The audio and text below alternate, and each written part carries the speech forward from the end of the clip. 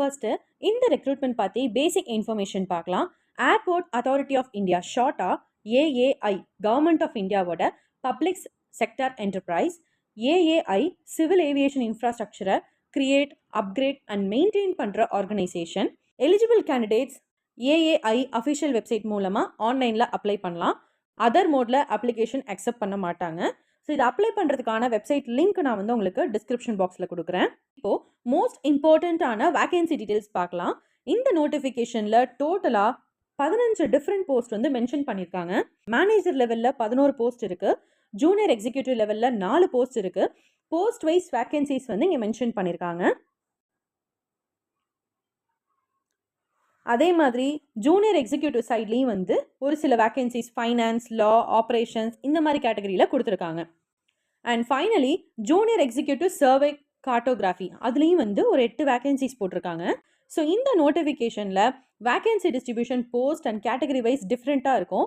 அட்வர்டைஸ்மெண்ட்லேயே வந்து vacancies டென்டேட்டிவ்னு mention பண்ணியிருப்பாங்க. அதனால நம்பர் ஆஃப் வேகன்சிஸ் வந்து இன்க்ரீஸும் ஆகலாம், டிக்ரீஸும் ஆகலாம். ஸோ வேகன்சி நம்பரை பார்த்து மட்டும் அப்ளை பண்ணாமல் உங்கள் குவாலிஃபிகேஷன் அண்ட் எலிஜிபிலிட்டிக்கு சூட்டபிளான போஸ்ட்டை செலக்ட் பண்ணுங்கள். இப்போது கேண்டிடேட்ஸ்க்கு ரொம்ப இம்பார்ட்டண்ட்டான எஜுகேஷனல் குவாலிஃபிகேஷன் பார்க்கலாம். First civil engineering, bachelors degree in engineering or technology இதில் இருக்கணும். அது மட்டும் இல்லாமல் இம்பார்ட்டண்ட்டாக 3 years post qualification work experience in civil engineer வந்து ரெக்வயர்டுன்னு போட்டிருக்காங்க. அதே மாதிரி எலக்ட்ரிக்கல் இன்ஜினியரிங் வந்து பிஇ பிடெக் வந்து ரெக்வயர்ட். இதுலேயும் வந்து 3 years போஸ்ட் குவாலிஃபிகேஷன் எக்ஸ்பீரியன்ஸ் வந்து எக்ஸ்பெக்ட் பண்ணுறாங்க. ஃபினான்ஸ் மேனேஜர் போஸ்ட்டுக்கு எம்பிஏ வித் ஃபைனான்ஸ் ஸ்பெஷலைசேஷன், அப்படி இல்லைனா PG diploma in management with finance specialisation. அது மட்டும் இல்லாமல் cost accountant, chartered accountant, chartered financial analyst குவாலிஃபிகேஷனும் அக்செப்ட் பண்ணிக்கிறாங்க. ஸோ இவங்களும் வந்து 3 years போஸ்ட் குவாலிஃபிகேஷன் வந்து எக்ஸ்பெக்ட் பண்ணுறாங்க. அடுத்தது computer science, computer engineering, IT ஒரு எலக்ட்ரானிக்ஸ் இதில் வந்து ஃபுல் டைம் முடிச்சிருந்துருக்கணும். அப்படி இல்லைனா நீங்கள் எம்சிஏ முடிச்சிருந்தாலும் இதில் எலிஜிபிள். எக்ஸ்பீரியன்ஸ் சைடில் data base management, data centre operations and networking, ERP management, data analytics, software application development அந்த மாதிரி டீம் லீட், அப்படின்னா வெப் டெவலப்மெண்ட், டீம் லீட் மாதிரியான மெயின்டெனன்ஸ் இதில் வந்து 3 years எக்ஸ்பீரியன்ஸ் இருக்கலாம். அதே மாதிரி ஆர்கிடெக்சரில் பார்த்தீங்கன்னா இதில் பேச்சுலர்ஸ் இன் ஆர்கிடெக்சர்ஸ் முடிச்சிருக்கணும். 3 years எக்ஸ்பீரியன்ஸும் வேணும்னு சொல்லி சொல்கிறாங்க. லா, ஃபயர் சர்வீஸ், ஆப்ரேஷன்ஸ் இது எல்லாத்துலேயுமே வந்து அதோட ரெஸ்பெக்டிவ் எக்ஸ்பீரியன்ஸ் அண்ட் டிகிரி இருந்திருக்கணும் அப்படின்னு எக்ஸ்பெக்ட் பண்ணுறாங்க. ஸோ இதே மாதிரி தான் வந்து ஜூனியர் எக்ஸிக்யூட்டிவ் போஸ்ட்டுக்கும் கொடுத்துருப்பாங்க.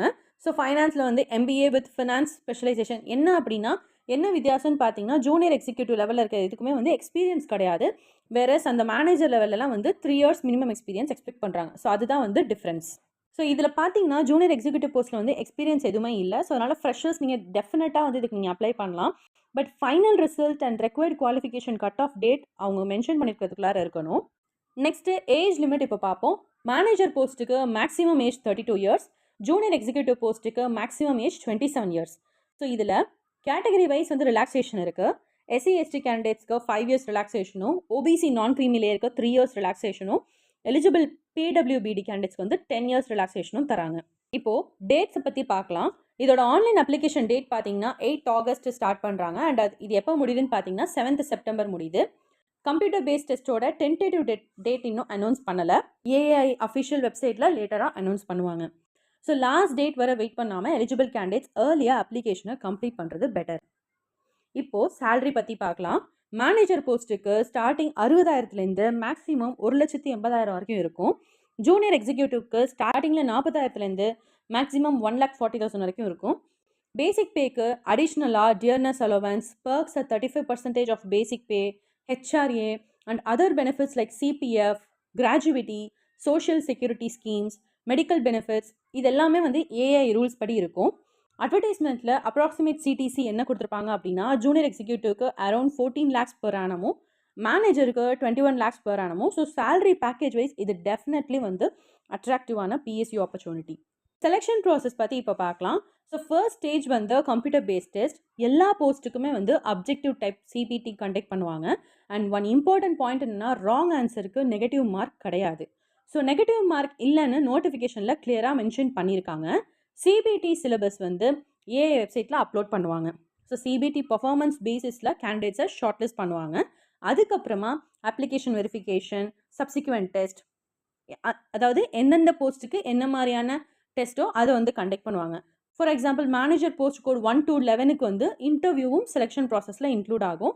மேனேஜர் ஃபயர் சர்வீஸ்க்கு வந்து அடிஷ்னலாக physical measurement test, driving test, physical endurance டெஸ்ட்டெல்லாம் இருக்கும். இந்த டெஸ்ட்டை குவாலிஃபை பண்ண கேண்டிடேட்ஸ் தான் இன்டர்வியூக்கு அலோவ் பண்ணுவாங்க. அதே ஆப்ரேஷன் போஸ்ட்டுக்கு அப்ளை பண்ணுற கேண்டிடேட்ஸ் வந்து எஸ்பெஷலாக நோட் பண்ண வேண்டியது என்னன்னா, manager airport operations and junior executive airport ஆப்ரேஷன்ஸ்க்கு வந்து லைட் மோட்டார் வெஹிக்கல் லைசன்ஸ் வந்து ரொம்ப ரொம்ப முக்கியம். டெம்பரரியாவோ இல்லை லேர்னிங் லைசன்ஸ் வச்சுருந்தீங்கன்னா அதை அக்செப்ட் பண்ண மாட்டாங்க. அதே மாதிரி ஃபயர் சர்வீஸ் கேண்டிடேட்ஸ்க்கு வந்து அப்ளிகேஷன் வெரிஃபிகேஷன் டைமில் வேலிட் பெர்மனன்ட் எல்எம்வி லைசன்ஸ் வந்து ப்ரொடியூஸ் பண்ணணும். ஸோ டிரைவிங் லைசன்ஸோட ரெக்குவயர்மெண்ட்டை வந்து இக்னோர் பண்ணிடாதீங்க. இப்போது அப்ளிகேஷன் ஃபீஸ் பற்றி பார்த்தோன்னா, ஸோ ஜென்ரல் அப்ளிகபிள் கேண்டிடேட்ஸ்க்கு வந்து பார்த்தீங்கன்னா 1000 rupees அப்ளிகேஷன் ஃபீஸ். பேமெண்ட் வந்து ஆன்லைன் மோடில் மட்டும்தான் பண்ண முடியும். ஆனால் எஸ்சி எஸ்டி பிடபிள்யூபிடி விமன் கேண்டிடேட்ஸ்க்கு வந்து அது மட்டும் இல்லாமல் ஏஐயில் 1 year அப்ரெண்டிஸ்ஷிப் ட்ரைனிங் சக்ஸஸ்ஃபுல்லாக கம்ப்ளீட் பண்ண அப்ரெண்டிஸ்க்கு வந்து எந்த அப்ளிகேஷன் ஃபீஸும் கிடையாது. ஸோ இந்த பேமெண்ட்டை வந்து நீங்கள் டெபிட் கார்டு, கிரெடிட் கார்டு எதில் வேணாலும் பண்ணிக்கலாம், இன்டர்நெட் பேங்கிங் எதில் வேணாலும் பண்ணிக்கலாம். ஆனால் ஒன் மோர் இம்பார்ட்டன்ட் பாயிண்ட்னா, நீங்கள் மல்டிபிள் போஸ்ட்டுக்கு எலிஜிபிளாக இருந்தால் மல்டிபிள் போஸ்ட்டுக்கு அப்ளை பண்ணலாம். பட் ஒவ்வொரு போஸ்ட்டுக்கும் separate registration and separate fees வந்து அப்ளிகேஷன் ஃபீஸ் வந்து பே பண்ணணும். அதனால் அதை கவனமாக தெரிஞ்சுட்டு அதுக்கப்புறமா அப்ளை பண்ண ஸ்டார்ட் பண்ணுங்கள். ஸோ அப்ளிகேஷன் ஃபில் பண்ண ஸ்டார்ட் பண்ணுறதுக்கு முன்னாடி டாக்குமெண்ட்ஸை ரெடியாக வச்சுக்கோங்க. என்னென்னா valid personal email ID, mobile number, photograph, signature, இந்த மாதிரி இங்கே என்னெல்லாம் காட்டியிருக்காங்களோ அதெல்லாம் வந்து ரெடியாக வச்சுக்கோங்க. ஓபிசி என்சிஎல் கேண்டிடேட்ஸ் எஸ்பெஷலி என்ன அட்டென்ஷன் பார்த்தீங்கன்னா, ஃபினான்ஷியல் 2026 to 27 இஷ்யூ பண்ண சர்டிஃபிகேட்டாக இருக்கணும். அது மட்டும் இல்லாமல் கவர்மெண்ட் ஆஃப் இந்தியா ப்ரிஸ்கிரைப் ஃபார்மேட்டில் தான் இருக்கணும். ஸ்டேட் கவர்மெண்ட் ஓபிசி சர்டிஃபிகேட் இல்லைனா எஜுகேஷன் அட்மிஷன் பர்பஸ்க்கு இஷ்யூ பண்ணுற சர்டிஃபிகேட்டை வந்து அக்செப்ட் பண்ண மாட்டாங்க. சென்ட்ரல் கவர்மெண்ட் ஓபிசி என்சிஎல் சர்டிஃபிகேட்டை தான் நீங்கள் வந்து சப்மிட் பண்ணணும். எஸ்சி எஸ்டிக்கும் வந்து அந்த காஸ்ட் சர்டிஃபிகேட் தான் சப்மிட் பண்ணணும். அடுத்தது வந்து பார்த்தீங்கன்னா டாக்குமெண்ட் வெரிஃபிகேஷன். ஸோ டாக்குமெண்ட் வெரிஃபிகேஷனில் வந்து சப்போஸ் நீங்கள் ஷார்ட் லிஸ்ட் ஆயிருந்தீங்கன்னா இன்டர்வியூ டைமில் வந்து உங்களோட ஒரிஜினல் டாக்குமெண்ட்ஸ்லாம் கேட்பாங்க. ஐடென்டி ப்ரூஃபும் தேவைப்படும். டாக்குமெண்ட்ஸில் எந்த இதுவும் மிஸ்மேட்ச் இல்லாத மாதிரி பார்த்துக்கோங்க. ஆல்ரெடி நீங்கள் வந்து central government, state government, autonomous பாடி இல்லைனா பிஎஸ்யூஸில் நீங்கள் ஒர்க் பண்ணுறீங்க அப்படின்னா முன்னாடியே நோ அப்ஜெக்ஷன் சர்டிஃபிகேட்டை ப்ரொடியூஸ் பண்ணிவிடுங்க. பிடபிள்யூ கேண்டிடேட்ஸ்க்கு வந்து ஸ்கிரைப் அண்ட் காம்பன்சேட்டரி டைம் வந்து ப்ரொவைட் பண்ணுவாங்க. எலிஜிபிளாக இருந்தீங்கன்னா அந்த ஃபார்ம் ஃபில் பண்ணும்போது அதையும் வந்து கிளியராக மென்ஷன் பண்ணிவிட்டு அப்ளை பண்ண ஸ்டார்ட் பண்ணிவிடுங்க. நெக்ஸ்ட் இந்த சிபிடி வந்து பார்த்தீங்கன்னா ஹிந்தி அண்ட் இங்கிலீஷ் 2 லாங்குவேஜ்லையுமே இருக்கும். ரெக்ரூட்மெண்ட் நோட்டிஃபிகேஷனில் இருக்கிற இன்ஸ்ட்ரக்ஷன்ஸை சீரியஸாக ஃபாலோ பண்ணுங்கள். Wrong or false information submit பண்ணால் கண்டிப்பாக டிஸ்குவாலிஃபை ஆகிறதுக்கான சான்சஸ் உண்டு. அதனால எலிஜிபிலிட்டி க்ரைட்டீரியா ஃபுல்ஃபில் பண்ணலைன்னு லேட்டராக ஃபவுண்ட் ஆனால் அந்த கேண்டிடேச்சரை வந்து செலெக்ஷன் ஸ்டேஜில் மட்டும் இல்லை, அப்பாயின்மெண்ட் ஜாயினிங்க்கு கூட அப்புறம் கூட கேன்சல் ஆகலாம். ஸோ அப்ளிகேஷன் ஃபில் பண்ணும்போது கரெக்டாக ஃபில் பண்ணுங்கள். இந்த வீடியோ யூஸ்ஃபுல்லாக இருந்தால் லைக் பண்ணுங்கள். உங்கள் ஃப்ரெண்ட்ஸ் அண்ட் ஃபேமிலி மெம்பர்ஸ்க்கு ஜாப் சீக்கர்ஸ் குரூப்பில் ஷேர் பண்ணுங்கள்.